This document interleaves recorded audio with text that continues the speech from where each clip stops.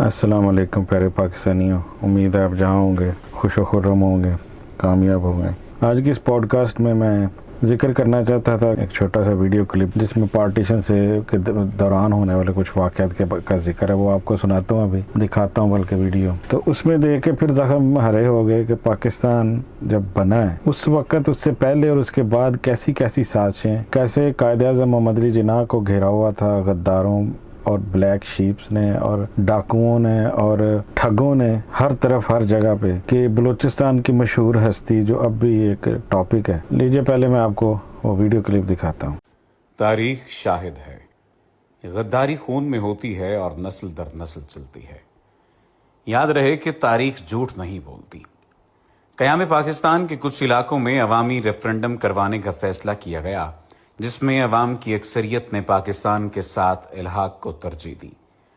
बलूचिस्तान में अलबत्ता गुरु ने यह असूल अपनाने से इनकार कर दिया, क्योंकि अंग्रेज चाहता था कि बलूचिस्तान आज़ाद हैसियत में कायम रहे, ताकि बर्र सगीर से इनखला के फौरी बाद अंग्रेज अपनी गवर्नेंस वहां मुंतकिल कर दे और फिर वहां बैठकर बतदरीज खित्ते का कंट्रोल दोबारा हासिल कर सके।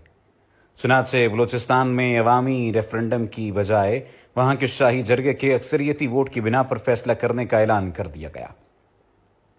कि निहायत हसास मामला था। अगर शाही जरगा इल्हाक की पाकिस्तान से इनकार कर देता तो पाकिस्तान की जोग्राफियाई पोजीशन बहुत कमजोर हो जाती। शाही जरगे के मुतालिक जान लें। बलूचिस्तान के कुछ इलाके बशमूल क्वेटा, पश्तीन तो बरतानवी रियासत के ज़ेर इंतजाम थे, लेकिन दूसरे इलाके बशमूल रियासत कलात, रियासत खारान, रियासत मकरान, रियासत लसबेला वगैरह आज़ाद हुआ करते थे। बलूचिस्तान के मामलात चलाने के लिए अंग्रेज ने इन इलाकों के कबायली सरदारों पर मुश्तमिल एक जरगा बना रखा था, जिसे शाही जरगा कहा जाता था, जिसका सदर agent to governor general of British India होता था और आमतौर पर अंग्रेज का वफादार समझा जाता था। जब इल्हाक पाकिस्तान का मामला शाही जरगे में जाने का फैसला हुआ तो कांग्रेस और अंग्रेजों को इत्मीनान हो चुका था कि जरगे का अक्सरियती फैसला उनकी मर्जी के मुताबिक आएगा। यह सूरत हाल चंद कबायली लीडरों के लिए काबिल कबूल न थी, क्योंकि वो पाकिस्तान के साथ इल्हाक चाहते थे। उस वक्त काकड़ कबीले के सरबराह नवाब मोहम्मद खान जोगेज़ई आगे बढ़े और उन्होंने अपने हम ख्याल कबायली लीडरों को साथ मिलाकर पाकिस्तान के हक में मुहिम शुरू कर दी। दूसरी तरफ अब्दुस समद अचकज़ई बबांगे दोहल कांग्रेस की हिमायत में सामने आ गए और क़याम पाकिस्तान की मुखालफत करते हुए लॉबिंग शुरू कर दी। नवाब जोगेज़ई का साथ देने के लिए जमाली कबीले के मीर जाफर खान जमाली आगे आए और उन्होंने भी पाकिस्तान के हक में कैंपेन शुरू कर दी। दूसरी तरफ अब्दुस समद अचकज़ई ने जिरगे के सरदारों से कहना शुरू कर दिया कि अगर पाकिस्तान के साथ नहीं जाते तो हिंदुस्तान की हुकूमत जिरगे को फील फॉर 18 करोड़ रुपए नकद और सालाना 4.5 करोड़ रुपए बतौर स्पोर्ट फंड दिया करेगी।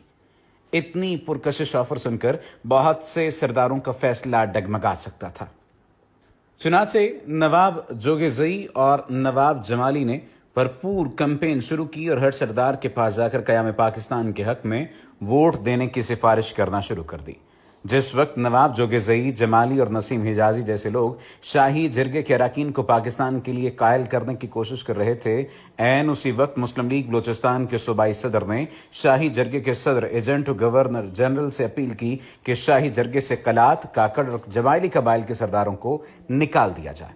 ये मुतालबा हैरान कुन था, क्योंकि अगर इन सरदारों को निकाल दिया जाता तो फिर क़याम पाकिस्तान के हक में वोट डालने वाला कोई न रहता। रेफरेंडम की तारीख 29 जून को तय हुई थी और उस वक्त तक नवाब जोगेज़ई अपने साथ अच्छी खासी हिमायत इकट्ठी कर चुके थे, लेकिन बलूचिस्तान मुस्लिम लीग के सूबाई सदर की दरखास्त का जायजा लेने के लिए शाही जरगा सदर ने 28 जून की रात ऐलान कर दिया कि 29 जून के ऐलान में सिर्फ वायसराय का पैगाम पढ़कर सुनाया जाएगा और वोट 3 जुलाई को डाला जाएगा। इसका मकसद ये था कि अगले चंद दिनों के अंदर जरगे की कंपोजिशन तब्दील की जा सके।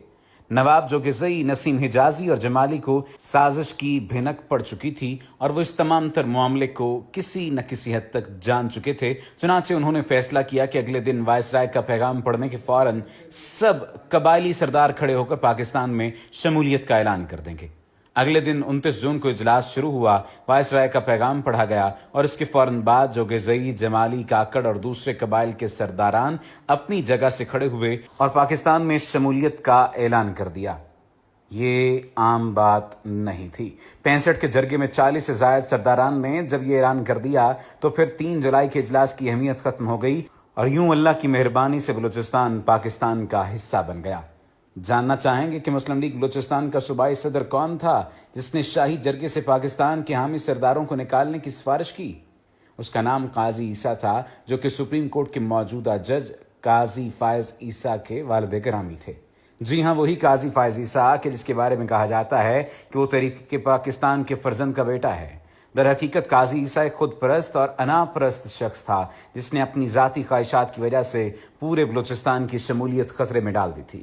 آج اس کے بیٹے نے محض 3 ارب رشوت لے کر ملک کو 500 ارب کا نقصان دیا اور اس سے بڑھ کر ملک کے عدالتی نظام کی ساکھ پر ایسا کالا ٹیکا لگایا جو شاید صدیوں تک مٹ نہ سکے۔ سچ کہتے ہیں غداری خون میں ہوتی ہے۔ اوپر بیان کیے گئے واقعات تاریخ کا حصہ ہیں۔ آخر میں سلام ان بلوچ لیڈرز کو جنہوں نے 1947 میں کروڑوں کی آفرز ٹھکرا کر پاکستان میں شمولیت کا فیصلہ کیا۔ قاضی عیسیٰ ان بلوچ اور پختون لیڈروں کی دھول کے برابر بھی نہیں۔ قیوم نظامی کی کتاب قائد اعظم بحیثیت گورنر جنرل سے اقتباس۔ یقیناً آپ بھی دیکھ کے سوچنے پہ مجبور ہوئے ہوں گے کہ پاکستان کے ساتھ کیا ہوتا رہا ہے یا کیا ہو رہا ہے۔ اصل میں پاکستان اور اس میں رہنے والے وہ لوگ جو پارٹیشن کے بعد یہاں پہ آئے اور امید تھی ان کو کہ ہم اچھے مستقبل کی طرف جا رہے ہیں، لیکن جو سازشی عناصر ہیں جو تو پارٹیشن کے دوران یا اس سے پہلے یا کچھ عرصہ بعد تک انڈیا بھاگ کے چلے گئے، جو نہیں گئے انہوں نے سوچ لیا کہ ہم نے غداری کرنی ہے، اور یا ان کو کہا گیا کہ وہیں رہیں اور وہاں رہ کے آپ ہمارے لیے زیادہ فائدہ مند ہیں اور اس ملک کی جڑیں کاٹیں۔ اس لیے ان کی اگلی نسلیں پھر باہر کے ملکوں میں بھیج دی گئیں، وہاں سے ان کو ٹرین کیا گیا ہر طریقے سے، اور ان کو پتہ تھا کہ اس ملک کی جڑوں میں ہم اسی طرح بیٹھ سکتے ہیں کہ آ کے بیوروکریسی میں اور مختلف عدالتوں عدلیہ میں اور سیاستدانوں میں آ کے گھسیں اور اس ملک کو تباہ کریں۔ اب بھی 70 سال یا جتنا بھی عرصہ پاکستان کو بنے ہوئے کو دیکھ لیں، صرف ایک آرمی کا دور آتا ہے جس میں عوام کو کچھ فائدہ ہوتا ہے، جس میں ایک عوام تک کوئی چیز پہنچتی ہے اور اسی میں ملک تیزی سے ترقی کرتا ہے، چاہے وہ ایوب خان کا ہو، چاہے وہ ضیاء الحق کا ہو، چاہے وہ مشرف کا۔ یہ ایک سسٹمیٹیکلی اس کو ختم کرنے کے لیے یہ غدار مسئلہ یہ ہے کہ شروع سے لے کے اس ملک کو جو جھونکیں چمکی ہیں ان کو آج تک ختم، میری سمجھ میں یہ چیز نہیں آتی۔ ہمیں پتہ ہے کہ جو بھی نوجوان کمیشن لیتا ہے، یعنی کہ ڈائریکٹ لیفٹیننٹ بھرتی ہوتا ہے، یا جو CSS کر کے ایک گزٹڈ جاب لیتا ہے، اس کو سب امراء اور صنعتکار اور بڑے آفیسرز اور وہ ایک جال میں ایک نیٹ میں پھنسا لیا جاتا ہے۔ وہ آہستہ آہستہ آگے جا کے وہ سروس لیتے ہیں اس سے کہ آرمی میں بھی سازشیں کرتے ہیں۔ یہ نہیں ہو سکتا کہ آرمی میں بیٹھے ہوئے بندے اگر سارے ایماندار ہوں تو یہ کرمنل بچے رہ جائیں ابھی تک۔ جو ایوب خان نے جس طرح کے اقدامات کیے، اس کے بعد جس طرح کی سازشیں کی گئیں، یہ ایک جوک کی طرح اندر و اندر جسے کہتے ہیں ختم کر دینے والے یہ وہ ہیں، اور اس میں یہ اب ہر جگہ پہ ہر ادارے میں دیکھ لیں غدار بیٹھے ہیں، ان کی نسلیں باہر ان ملکوں میں۔ ایک ملک کے اندر یہ ماحول پیدا کیا گیا شروع سے، جو سب سے بڑی سازش تھی جب بنگلہ دیش کو علیحدہ کیا گیا اور 2 حصے کیے گئے ملک کے، یہ انہی لوگوں کی ابتدائی سازشوں میں تھا۔ لیکن اب اس حصے کو ختم کرنے کے لیے انہیں بڑی محنت کرنی پڑ رہی ہے، لیکن اس کے ساتھ ساتھ یہ ایکسپوز ہو رہے ہیں۔ عمران خان تو کہتے ہیں یہ جتنا یہ تڑپیں گے اتنا زیادہ ایکسپوز ہوں گے۔ اب یہ حامد میر اور اس کے ساتھ ملے ہوئے ٹولہ سارا کہ اس قسم کے غداروں کے لیے سب بولنے آ جاتے ہیں، سب بات کرتے ہیں، لیکن جو بھی اس ملک کا محب وطن ہے اس کو تو عبرت کا نشان بنا دیا جاتا ہے۔ اب یہ کہہ تو یہ رہے نا کہ بھٹو کو جی جناب وہ ایک لبریٹر بن گیا، وہ ایک اس کو جو عبرت کا نشان بنا دیا اس وقت کے ملٹری حکمرانوں نے۔ بیسیکلی اس نے جو گند کی تھی اس ملک میں، جس طرح کمر کی ہڈی توڑی ہے اس ملک کی، جس ایشین ٹائیگر کو اس نے لنگڑا کتا بنا کے رکھ دیا پاکستان کو، کہ انڈسٹری تباہ کر دی نیشنلائز کر کے، صرف نیشنلائز کیا انڈسٹری کو، جو اچھے سکول ادارے یا یہ وہ ان کو ختم کر دیا، پبلک کو تہس نہس کر دیا اس بندے نے، آپس میں عوام کو لڑا دیا، بھوکا مار دیا، اور اس کا کہہ رہے ہیں کہ وہ ایک لبریٹر تھا، اس نے قوم کو جمہوریت دی، اس نے وہ ایک کیا قوم ہے اب یہ سارے پیپلز پارٹی والے ادھر ان میں اچھے لوگ بھی ہوں گے, محب وطن بھی ہوں گے, میں نہیں کہتا, لیکن کوئی باہر تو آ کے دکھائے محب وطن کہ میں محب وطن ہوں, میں اس کو زرداری کو چھوڑ رہا ہوں, میں بلاول کو چھوڑ رہا ہوں, یہ تو یہ کرپشن کر رہے ہیں. اب جو پاکستان میں شروع کیا گیا, پہلے وہ ملک ریاض کے ساتھ, کیونکہ ان کا سارا گٹھ جوڑا ہے, یہ ایک ہی پیچھے سپانسر تو زرداری نواز شریف ہی ہے نا ان کے, ملک ریاض اور اس طرح کے بڑے بڑے اور سرمایہ داروں کے. ادھر حملہ کیا, وہاں پہ افراتفری, ادھر FATF کا ہونے والا فیصلہ, ادھر سے ملک کے اندر نئے سے نیا کوئی نہ کوئی مسئلہ کھلتا چلا جا رہا ہے. ایک ادھر اب وہ سندھ میں ادھر ہی وہ ٹرین ایکسیڈنٹ کروا دیا, کہ یہ ایک افراتفری پھیلا کے ایک اس طرح سے کبھی ایک جو مرضی کھڑا ہو.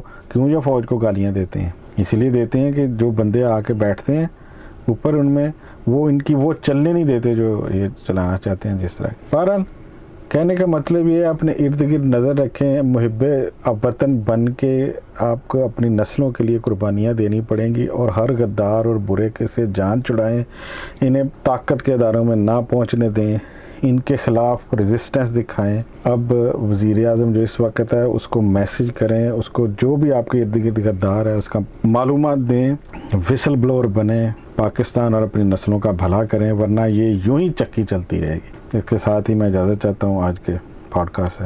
پاکستان زندہ باد. السلام علیکم.